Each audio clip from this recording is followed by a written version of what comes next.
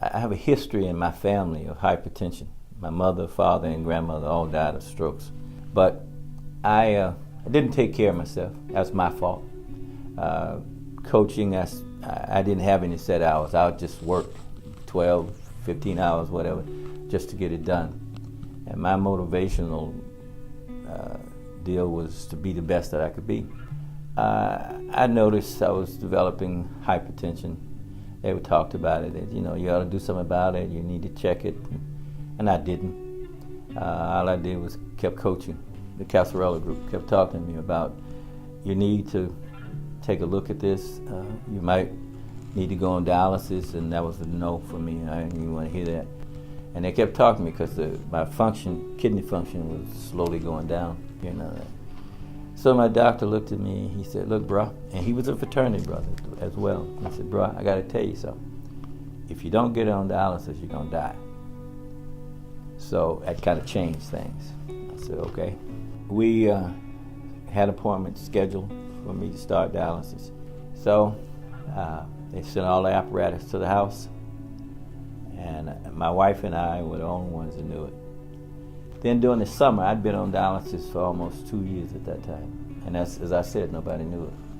And one summer, this particular summer, my grandson and granddaughter from Jason, the one I was telling you was born in the stands, they came to spend the summer with me. They never knew anything. So Jalen is his name. He's the inquisitive one. I was in the room hooking up, and I hadn't closed the door all the way. And he just walked in. Granddad, what's this? And it scared me. So I'm going to tell my dad. Jason called me. He said, Dad, what's wrong, man?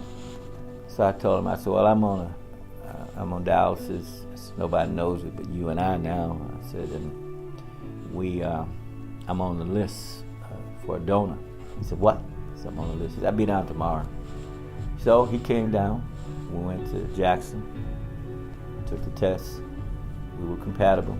December 3rd or 4th, I think it was. We had the kidney transplant, and that was it. And I came back I went back to work probably 2 weeks before my daughter got married. So I was able to walk her down. And I had a great partner. My wife did a super job. She made a lot of sacrifices. I don't know if I could have done some of that, but she did an outstanding job helping me. My wife does not like to see the sight of blood or anything like this, so every time she did it was squeamish. But she got through it. She persevered. The next few minutes when I did open my eyes, I looked right at her. And she gives me a hard time about doing certain things. She says that I'm the strongest person she knows. The dialysis situation proved to be, it saved my life and my son. I think the biggest part of all of it was that I think Jason, I thank him for it because he had a family. He was part of the breadwinners in the family. His wife went along with it. She didn't object to it. He says, I have the second best kidney in the world. He has the best one. Jason has a unique story. He was born in the stands while I was coaching on the field. Having a situation like I just went through put everything in proper perspective. Football is a great game. The good Lord invented the game, made it possible for me to coach, but that's not my God. I got a second chance, and I have a nephrologist now, Doc. He guides me and helps me. He doesn't treat me like a patient, he treats me like a friend, and that's been the biggest plus of me. He talks to me about everything, from the smallest detail to the largest, and I appreciate that. I can call him on the phone. It doesn't have to be during business hours. Whatever is needed, he will do everything he can to assist me in that.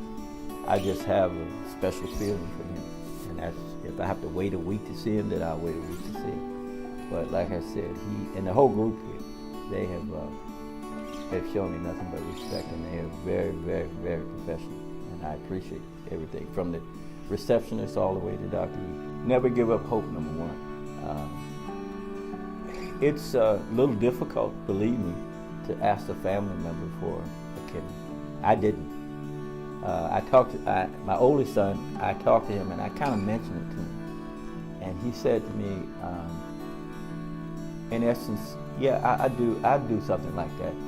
And then I could hear in his voice that he was not prepared to do that because he was, quote unquote, the breadwinner, and I couldn't ask him to do that, and I didn't. So that was just off the table. I didn't even mention that to him. My wife said, "I'll give you one." I said, No, don't worry about it. And she said, "Well, what we're gonna do?" I said, "We're gonna get better." And I just kept going that way. If I could say anything about it, just take care of yourself. If somebody says, you might want to make an appointment, go right away. Don't waste any time. Take care of yourself. Keep your blood pressure intact. And if it deviates just a little bit, find out why. And I know all of this sounds like a good story, and it's not a story, it's truth. If you just could adhere, and I used to hear people say things on TV about take care of this and take care of this because I didn't, and now I'm a living witness of it. So just take care of yourself. I mean, that's the easiest thing I can say, and stay close to your nephrologist, because I didn't realize how, well, I did too, but took it for granted, how important the kidney was. I wasn't an organ donor before, but I am now, because I know the importance of being able to save somebody's life. And in essence, what you've done, you're living vicariously through them anyway. I would encourage people to become donors. Some people have so much pride, like this one, that they don't want to go ask for that. They'll wait, take their chances, but I certainly would encourage 150% that if you could, and God places on your heart, I would sign up to be a donor.